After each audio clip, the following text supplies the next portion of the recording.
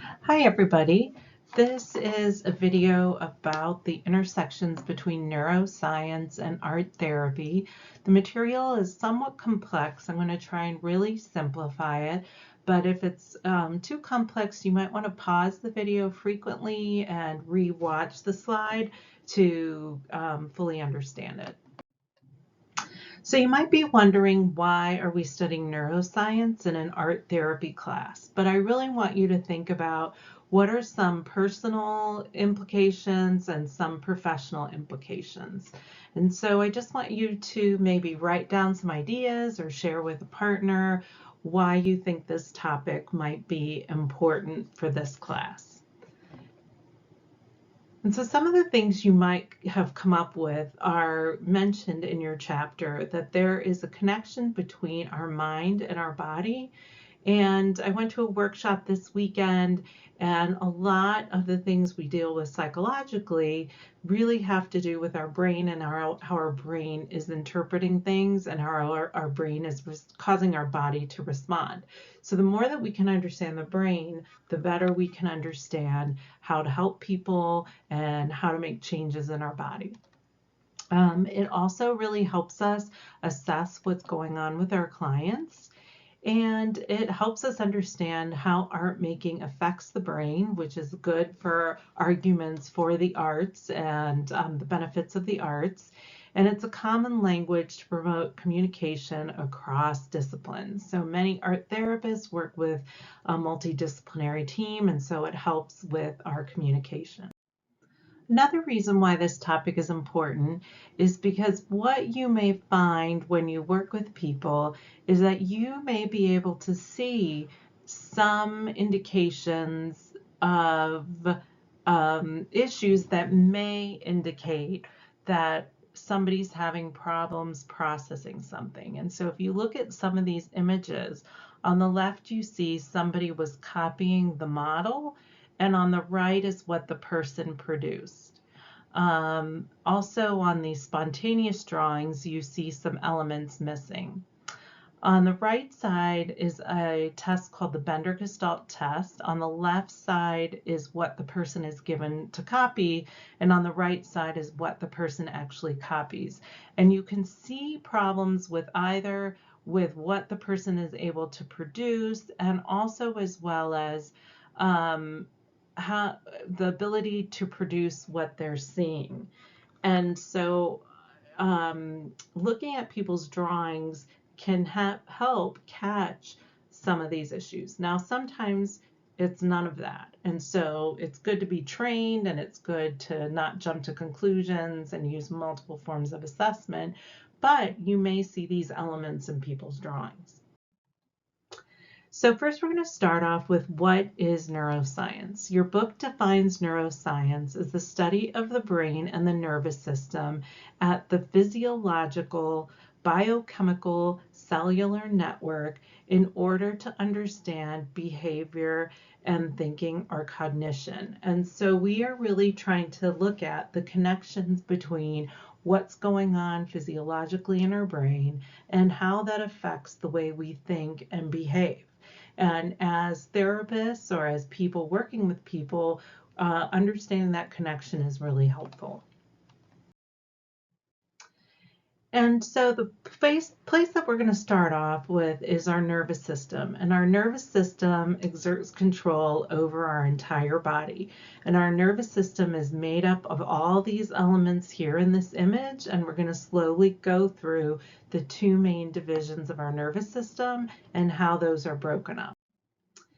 And so this is an image from your textbook, and I really encourage you to draw this in your notes. By writing out this table in your notes, it will really help you remember the information.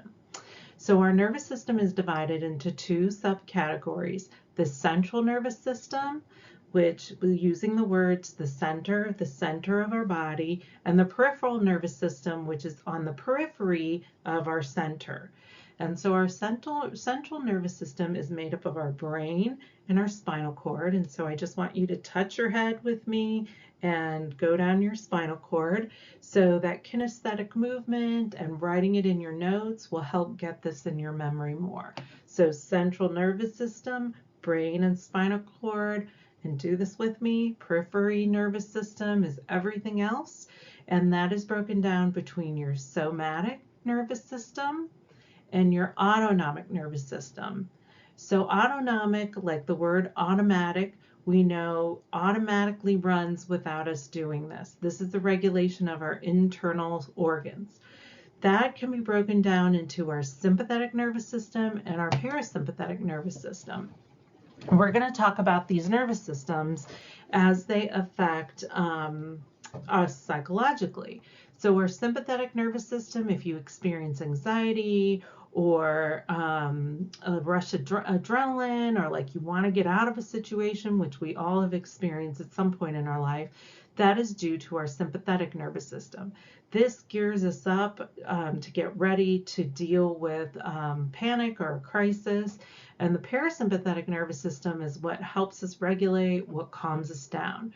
And so in some of the art making that we're doing and some of the deep breathing that we do in therapy, that is really stimulating your parasympathetic nervous system. And that is, we're hoping, will re-regulate you to calm you down. The somatic nervous system is what we experience through our senses that we're aware of, like, oh, somebody's touching me, oh, somebody's tickling me, whatever, that we're aware of sensations, and our voluntary behavior, like, oh, I want to push them away or tell them to stop or giggle. So that's the nervous system, and that is kind of summarizes our brain and body connection. And just like I said, the sympathetic nervous system gets us ready for fight, flight, freeze, and sometimes fawn, where our system is kind of overridden and we don't know how to respond. And when we are in a panic or in an emergency, these are all the ways that our sympathetic nervous system operates and kind of gets stimulated to deal with the crisis situation. On the next slide, you see our parasympathetic nervous system. This is what we want to tap into as part of a way to help regulate you, help calm you down. And this helps calm your entire system and helps regulate your body to get back to normal, to a state where it's not operating in panic or crisis.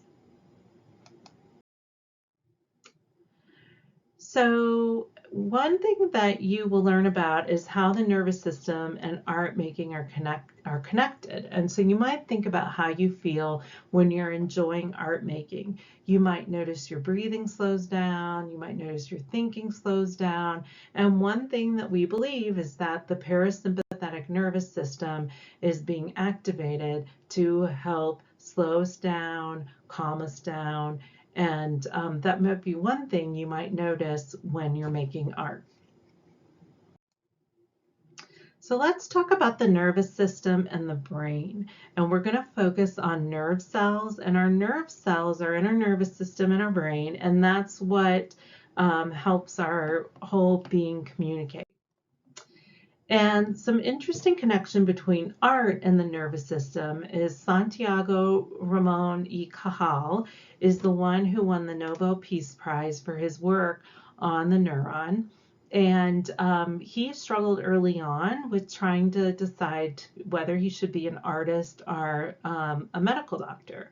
And so he did a lot of drawings and photography. And so it's really fascinating that he was so in love with art and did tons of drawings. And now his drawings, you can buy a book with all of his drawings, and they're just beautiful, like this one he drew here.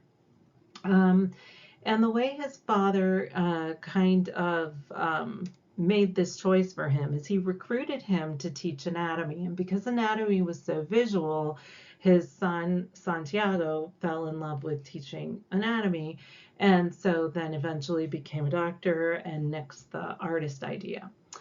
Cajal developed the neuron doctrine and dynamic polarization, and a lot of his work was based on these drawings from looking at neurons, neural cells, and neural communication and drawing these. And so we're just going to take a look at some of his drawings. Here is a little information about the neuron doctrine, and this is the thing that he discovered or first articulated, that the nervous system is made up of neurons that interact with one another through their interconnections. And then he also developed this idea, this theory that's still believed today, that describes the flow of information within a cell. And we'll learn a little bit about these, but again, just enjoy his beautiful drawings of the neuron. And you can read some more and look at his drawings through the New York Times article and some of these other links. Dawn Hunter is an artist who tried to emulate his style of drawings and developed her own style of artwork, simulating his drawings. So her work is pretty interesting to look at as well. There are over 100 billion neurons in each one of us, and thousands of types of neurons with different shapes and sizes. And so the brain and the body are really complex. They have these complex communication system through this neuron, and it's really amazing how our brain communicates. And so we are going to draw a neuron, and so you will want to draw this in your notes. It will really help you remember this. And basically what you're doing is you are going to draw, it's almost like a starfish kind of creature. And this starfish creature kind of is like jutting out, and it has these things we call dendrites on it. And these dendrites receive neurotransmitter communication from other neurons.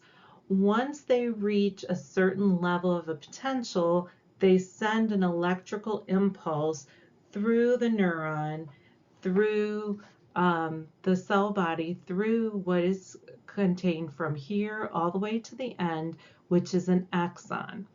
An axon sends an electrical message within the neuron to the axon terminal, which is right at the end, and this contains neurotransmitters. And we'll continue with this conversation in a moment. But the neuron is coded by something called myelin sheath, which helps the communication of the neuron speed up. And in some diseases like multiple sclerosis, the myelin sheath deteriorates, which kind of short circuits neurons and either causes them to die or miscommunicate, which is why you see some of the body function issues that you see with people in MS. So again, you want to draw the dendrites, you want to draw the axon, and you want to draw the terminal button. You might also find some of these images online, and you can even make a neuron by cutting out kind of a starfish, connecting the axon and connecting some terminal buttons and create your own neuron. And you can also watch this video that'll walk you through how to draw a neuron. So I suggest drawing a neuron and labeling them and making notes. And you might want to stop the video here, reverse, and go back and make sure you have all the notes. I would put your notes and the neuron together in one image so that all the information is together at one point. So again, here's another image. The dendrites that receive messages. I remember this by Dr. Dr. Dendrites receive as a S axon sends the message. It's electrical. It's a neural impulse. This is covered in a myelin sheath and the terminal buttons at the end. So again, pause here if you want to get all these details, and then we'll go to the next. Myelin sheath is made up of these glial cells, which enhance learning and memory and enhances the connection, like I've said before. So you can add a few more details if that's helpful. So let's talk about how neurons communicate. And I've written here, within a neuron, it's electrical. It's an electrical impulse. Between neurons, they use neurotransmitter chemicals to communicate with one another. So that's where your serotonin is, your dopamine. And so, we've all heard about SSRIs or SNRIs, SSNRIs, norepinephrine and serotonin. So all of those are chemicals that are neurotransmitters. And so here is the terminal button of one neuron, the axon of one neuron, and here is a receptor of another neuron. And this is the dendrites of another neuron. So presynaptic, synaptic is the space in between, is the terminal button of the axon of one neuron, and postsynaptic, which is the receiving neuron, is the dendrites of another neuron. And you see these are the neurotransmitter molecules. Now they go to the receptor site, but after they send their chemical message, they go back into the axon terminal. And once the receiving neuron gets enough of this message, it sends the electrical impulse. So again, you might want to pause here, listen to this section again, and understand how these work. So communication within a neuron is electrical, but between neurons, it's chemical through the neurotransmitters. The release of the neurotransmitter from an axon terminal goes into the cleft. It binds to the receptor site, halting the activity of the neurotransmitter through chemical breakdown or reuptake in the presynaptic. So after the transmission is done, the neurotransmitter molecules go back up or they're broken down. So let's talk a little bit about neuroplasticity. The cornerstone of therapy with people is based on neuroplasticity, the idea that throughout our lifetime, we can grow dendrites and axons and change. And so in your book, in your textbook, it's written again and again that the more that neurons fire together, they wire together. And this is the idea that if you develop good and positive habits or good connections, you're more likely to develop good connections. And so we believe that your brain is plastic and can grow and change. You can also have synaptogenesis. There is also pruning, where your brain prunes down what it's not using or what it doesn't need. And myelation is that coating that develops. So generating growth, pruning back what it doesn't use, and enhancing connections. Art therapy relational neuroscience is a theory that was developed by Haas Cohen and Finley. And this theory argues that through the art therapy relationship, the therapist and the client learn new ways and positive ways of interacting, and this affects brain development and affects connection.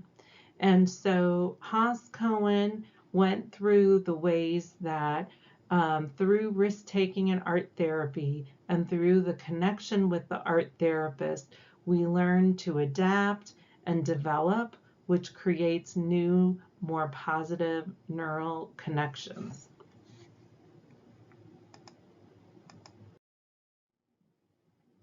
Now we're going to talk about the central nervous system. And so remember, we talked about the central nervous system contains the brain and the spinal. So one thing I want you to do is draw a brain. And if you go to this wiki page, it will walk you through how to draw the brain. Or you can just use this image here. You kind of create this cauliflower-like structure above here. and then you have this part down here and this part under here.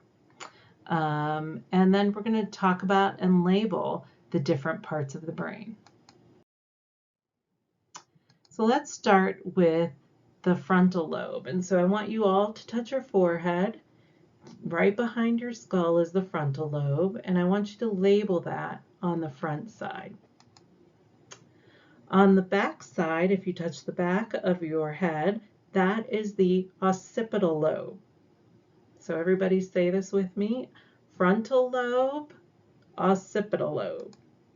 So on top is the parietal lobe. So just say that word with me again: parietal lobe. And then right above your ears is the temporal lobe. So say that with me: temporal. Frontal, occipital, parietal, temporal. These are the 4 lobes. By these pictures, you can kind of get an impression of what these are in charge of. So the frontal lobe is primarily in charge of thinking and planning. The parietal lobe is in charge of body movements and sensations. The temporal lobe is in charge of auditory sounds and language. And occipital lobe is primarily in charge of vision. Now, all of these pieces, as we'll learn in the next PowerPoint, work together to help us create art and help us deal with people, but these are where things are primarily housed. Here's another drawing, another tutorial of how to draw the brain. So if you check for those links, you'll be able to see that.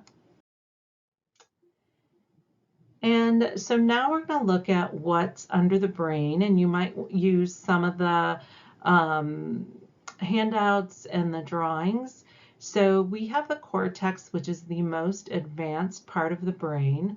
The midbrain and the hindbrain are more, I want to say, more basic parts of our brain, and from many moons ago of our ancestry. So the midbrain is right in here. The pons, the medulla, and the spinal cord are all part of our hindbrain. And this is the cerebellum. So if you want to label those parts, you can. So the limbic system is under our cortex, or within our cortex, and also part of the hindbrain.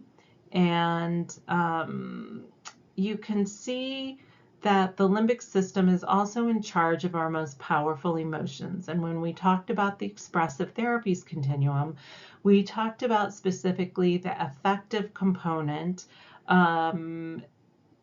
primarily the limbic system being activated in that area.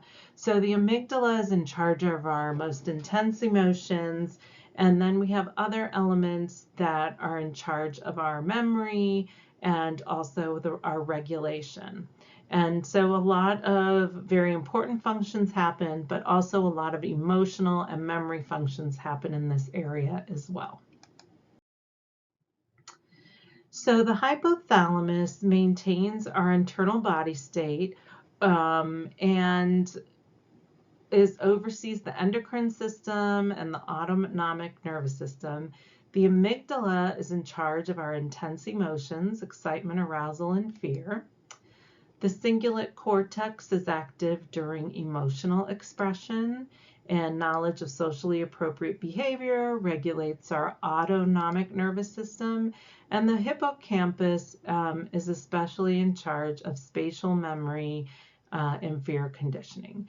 Again, many different systems operating together, and this is pretty simplified. And the corpus callosum is the tissue that connects the right side to the left side, so the two. And so we already talked about the motor and sensory areas of the cerebral cortex, so we will cut that out. And if you want to know more about how neurons work, you can click here. You can learn about mirror neurons and an artist's rendering of a neuron.